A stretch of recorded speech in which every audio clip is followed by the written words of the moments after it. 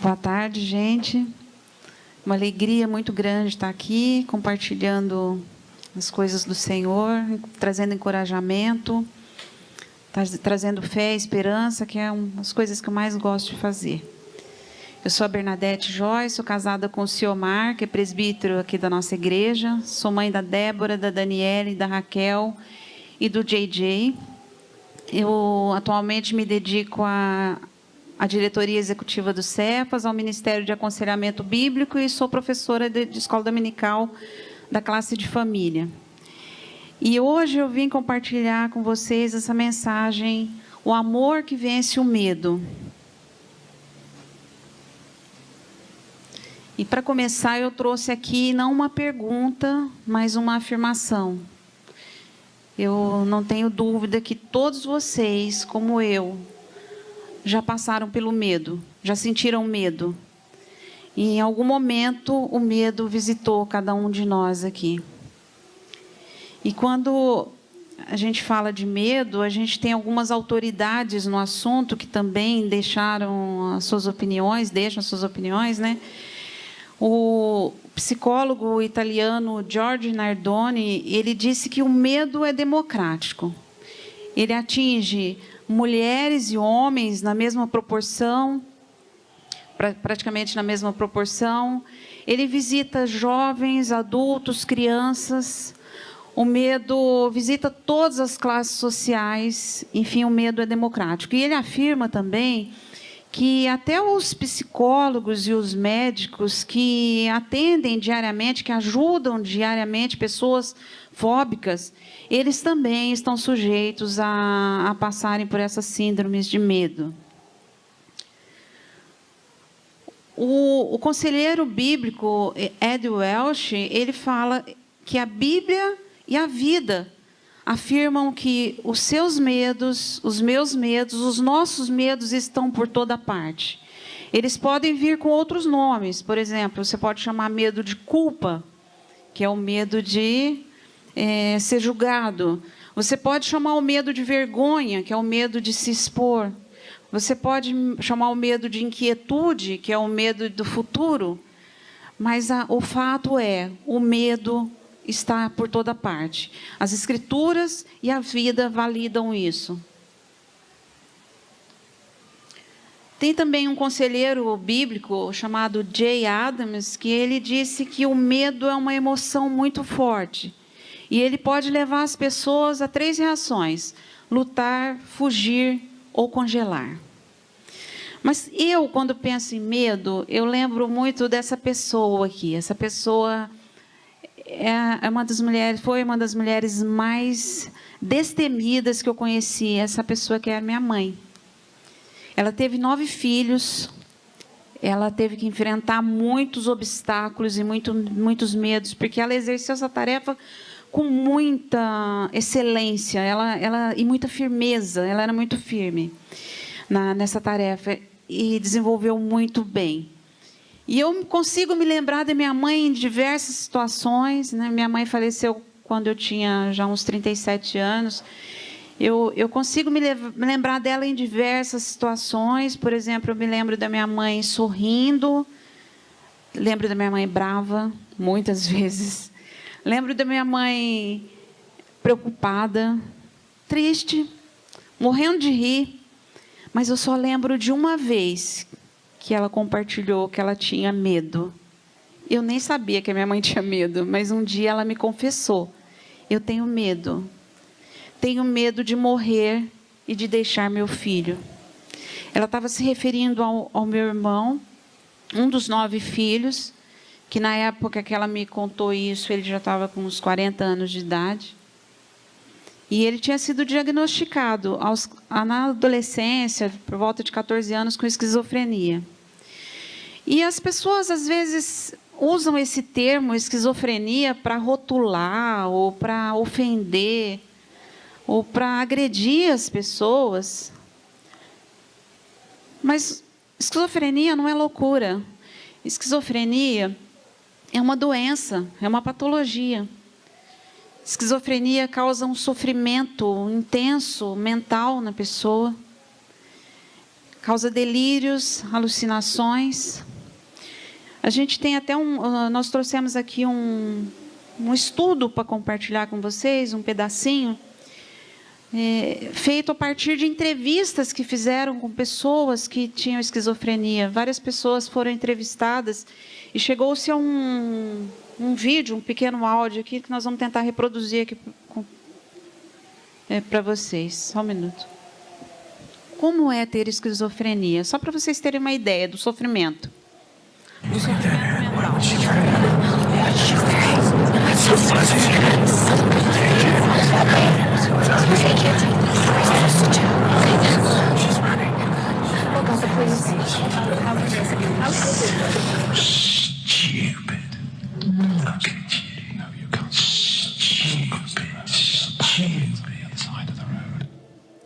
Você já se imaginou ficando horas ouvindo alguém te chamar de estúpido?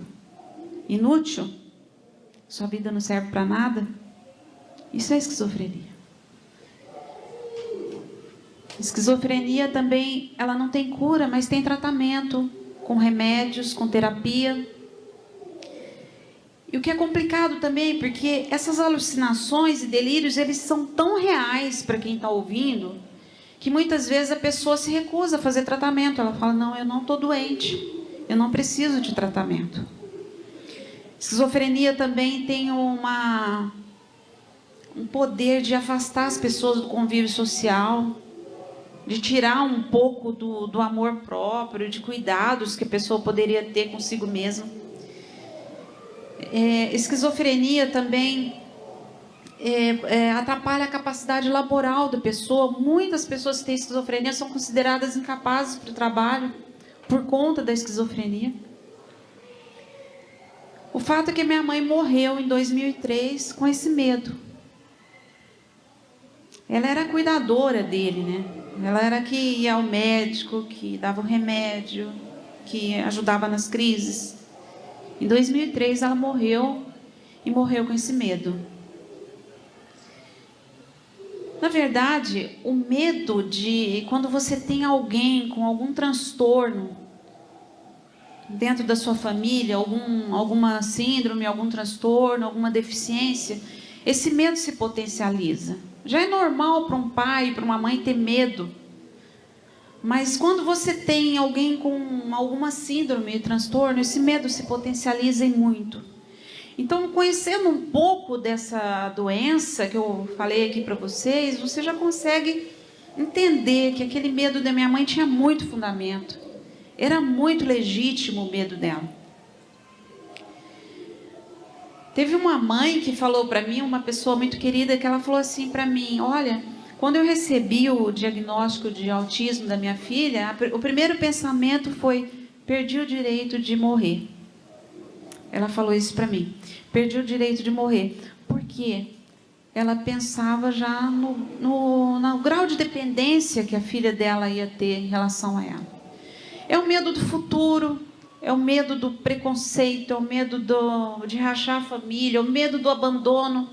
Existem estatísticas de que essas famílias elas estão mais sujeitas a divórcios e separações por causa das tensões mesmo que elas vivem no dia a dia. Então, esse medo permeia, esse medo acompanha as pessoas e são potencializados, né, quando tem alguma pessoa com deficiência ou síndrome dentro da família.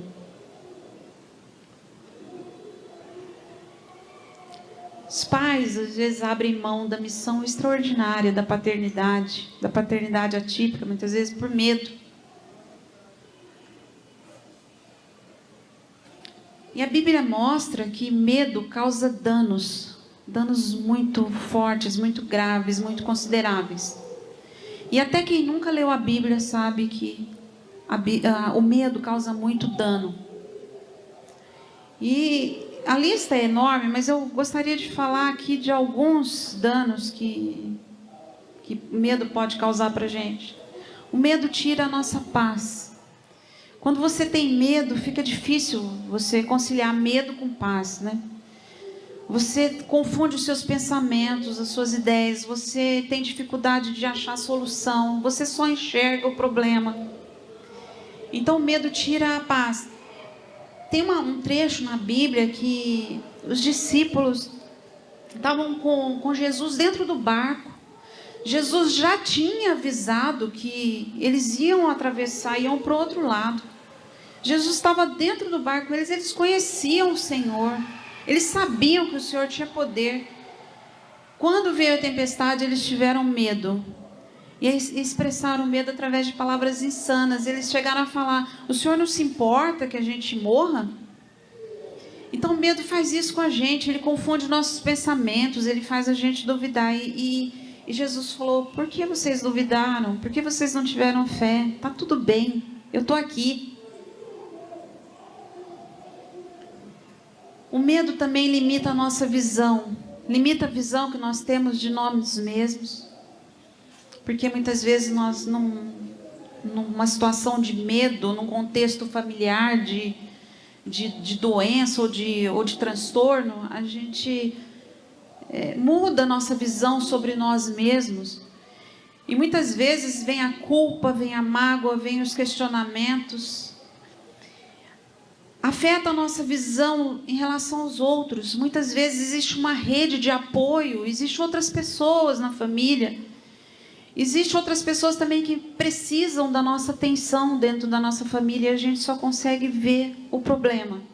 A gente não consegue ampliar a nossa visão para as outras pessoas. Afeta a nossa visão também sobre a própria pessoa que tem o transtorno, que tem a síndrome, a doença. Eu trabalhei por mais de 27 anos com gestão de equipe e graças a Deus, eu tive o privilégio de trabalhar numa empresa que tinha uma política muito forte de inclusão. E eu trabalhei com muitas pessoas com deficientes, com transtornos mentais até. E eu descobri que essas pessoas, tudo que elas querem é ser desafiadas. Eu descobri que todos nós temos carências, todos nós temos dificuldades e todos nós temos potencialidades. E tudo que as pessoas querem é serem desafiadas, e às vezes por medo. O que você quer? Você quer aposentar a pessoa não quer ser aposentada, a pessoa quer ser desafiada. Ela quer produzir, ela quer participar, ela quer ser parte do processo.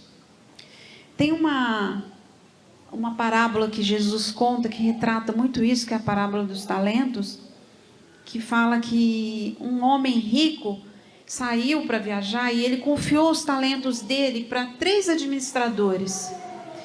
E esses 3 administradores, para um ele deu 5 talentos, para outro ele deu 2 talentos e para o terceiro ele deu 1 talento. Aquele que recebeu 5 talentos, ele usou de estratégia, de zelo, ele deu tudo de melhor que ele tinha, ele fez o seu melhor, ele multiplicou os seus talentos. Na hora de prestar contas, ele tinha 10.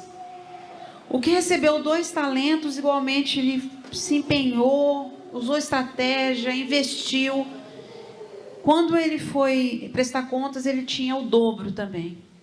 Mas aquele que recebeu 1 talento, ele enterrou o talento dele e, pasmem, uma das justificativas dele, pode conferir na Bíblia, ele disse: eu tive medo. Por medo, nós enterramos os talentos. Nós enterramos aquilo que Deus nos dá, que Deus nos dá para as pessoas. Nós enterramos, às vezes, os talentos de uma pessoa que só quer ser desafiada. Ela só quer dar o melhor de si. E nós enterramos.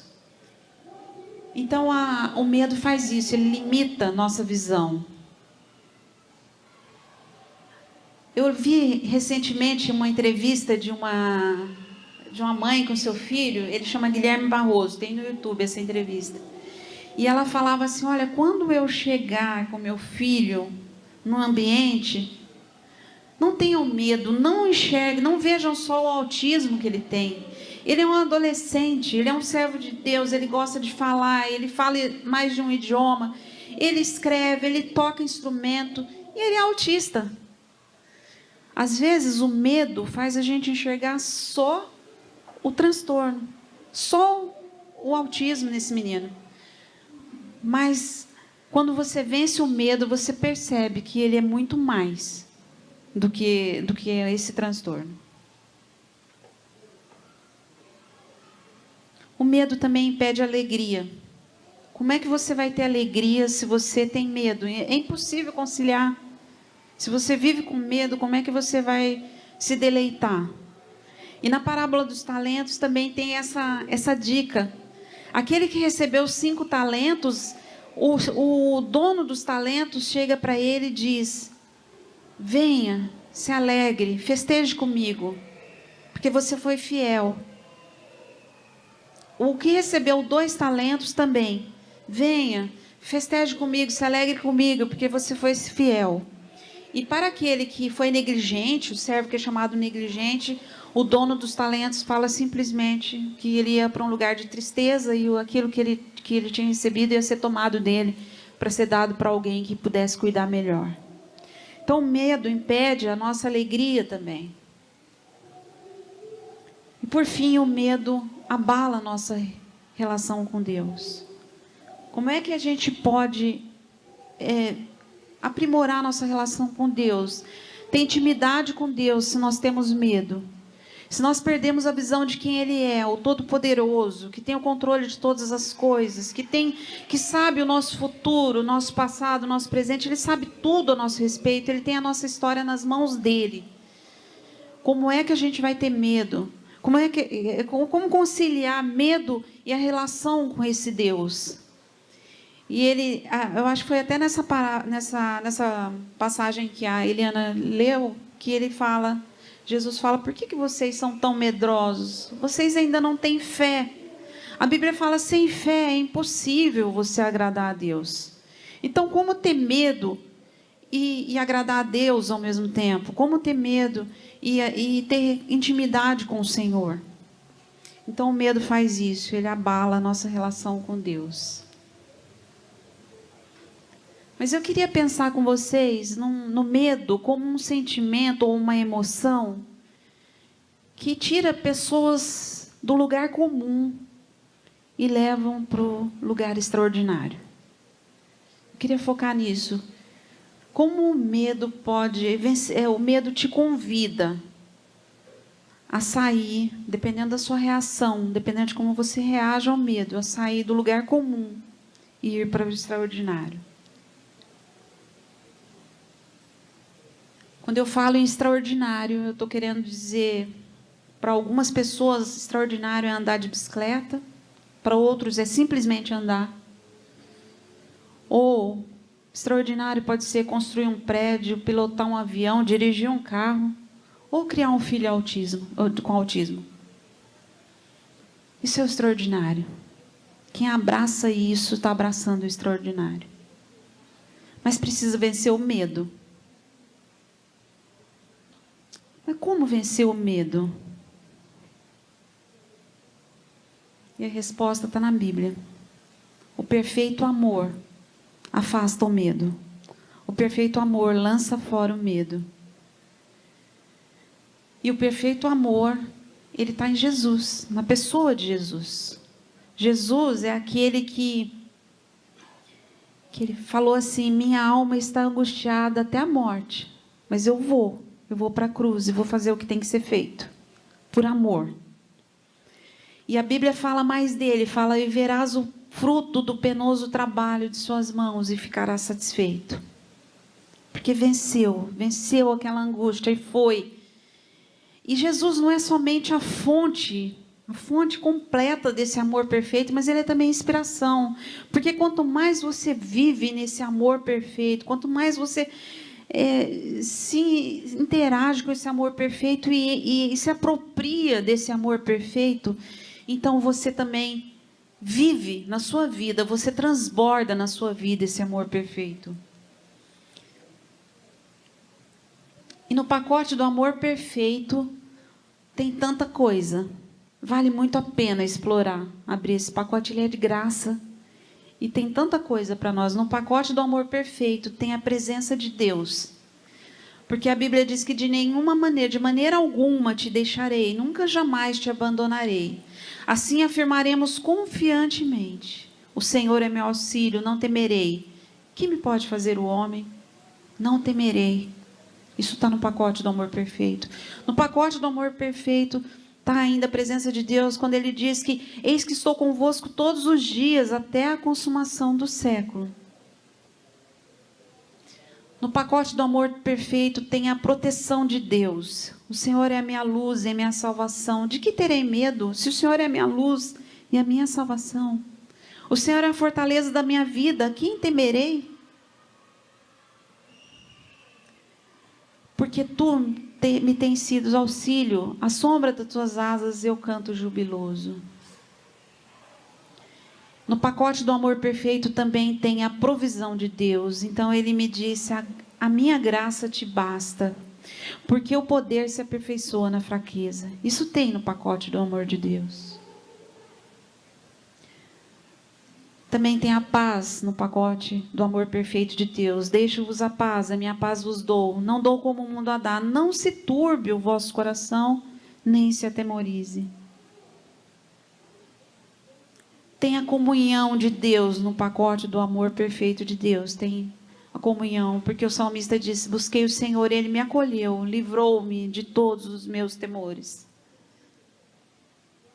E no pacote do amor perfeito tem a confiança de Deus. E me vindo o temor, eu hei de confiar em Ti. Em Deus, cuja palavra eu louvo. No Senhor, cuja palavra eu louvo. Nesse Deus ponho a minha confiança.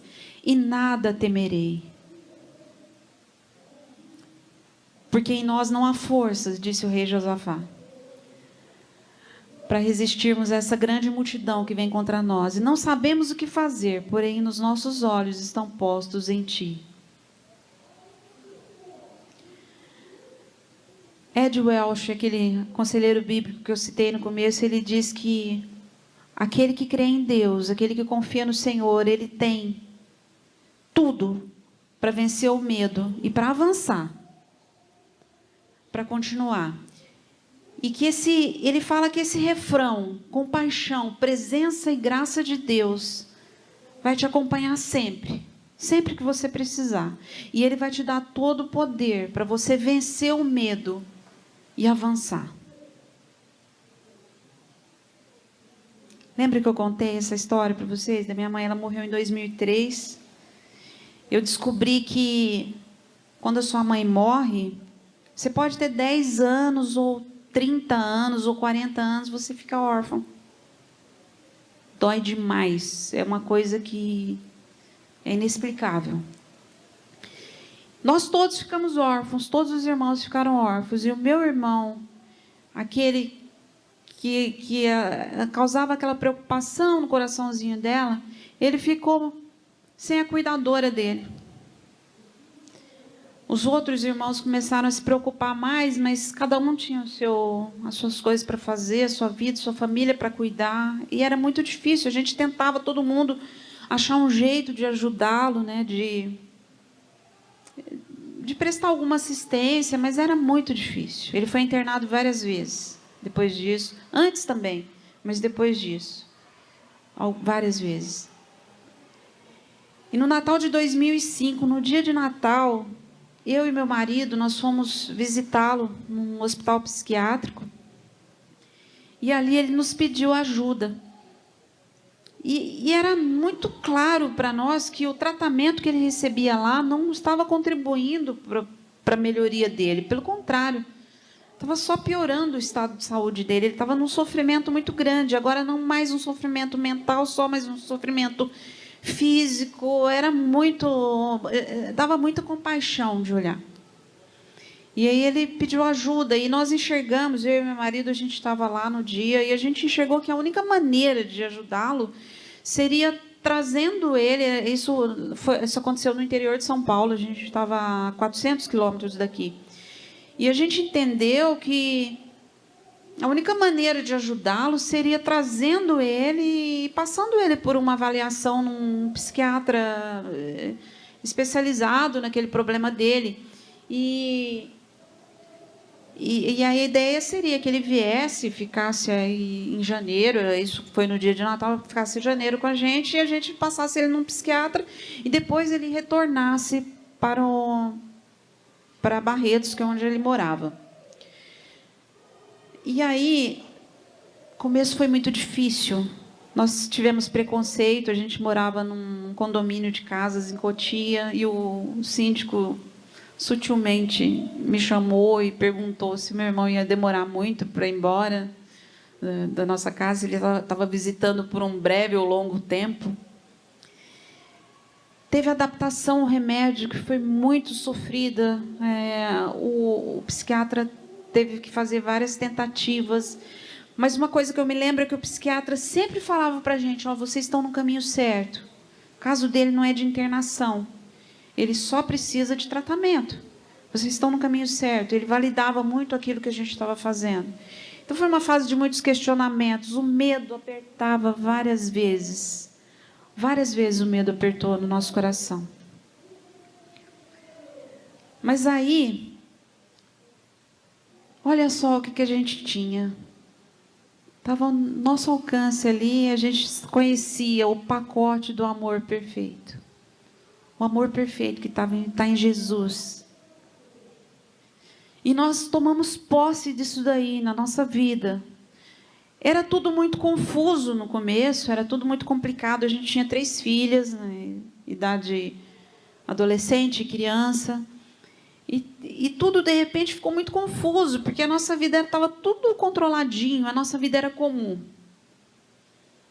Estava tudo controlado, tudo certinho, a gente trabalhava, eu trabalhava, ele trabalhava, e as meninas na escola, uma rotina toda estabelecida, organizada, e de repente tudo ficou muito confuso.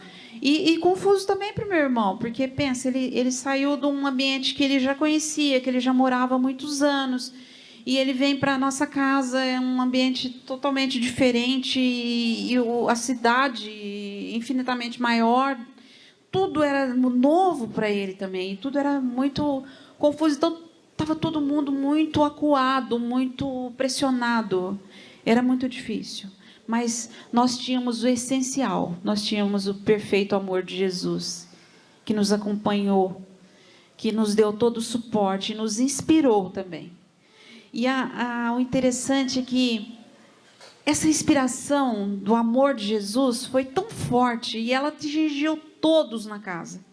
Ela atingiu o meu marido, que foi o primeiro a tomar as rédeas e não deixar que nenhuma lacuna acontecesse na nossa casa, liderar tudo e fazer com que tudo continuasse funcionando do ponto de vista financeiro, do ponto de vista emocional.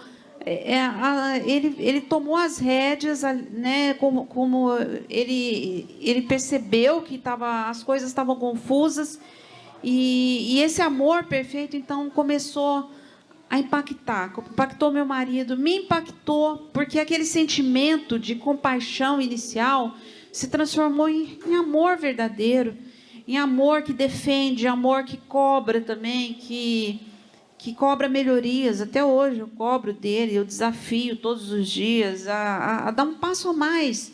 Eu sei que ele pode, então eu quero que ele dê um passo a mais, que ele cresça, que ele se desenvolva.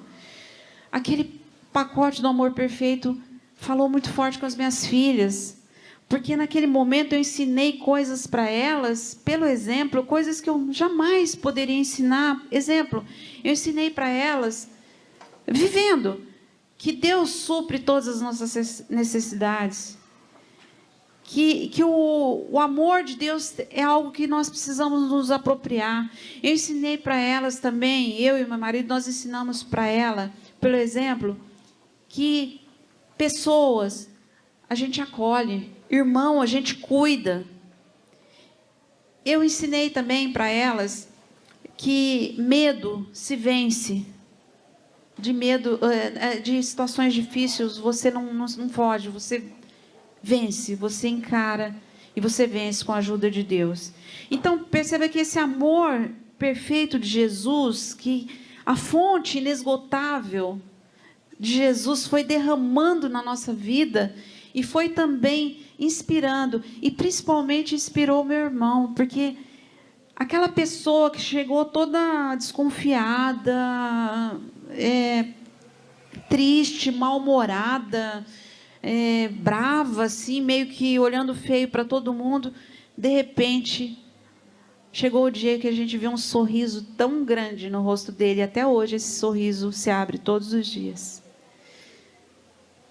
E ele, pela primeira vez, ele assumiu o compromisso de tomar o remédio, de contribuir, de ser protagonista do tratamento dele. E ele foi se inserindo nas coisas, ele foi tomando uma vida normal. E eu vou falar para vocês, isso foi em 2005, era para ele voltar em janeiro para Barretos, ele está até hoje conosco. E lá na nossa casa, não tem um dia em que ele não fale para nós, muito obrigado, que ele não faça um elogio, que ele não dê uma palavra, um Deus te abençoe. Todos os dias ele faz isso. E ele se tornou uma bênção na nossa vida. Na verdade, houve restauração para todos na casa. Houve transformação e houve superação. Até hoje eu cobro dele superação a cada dia.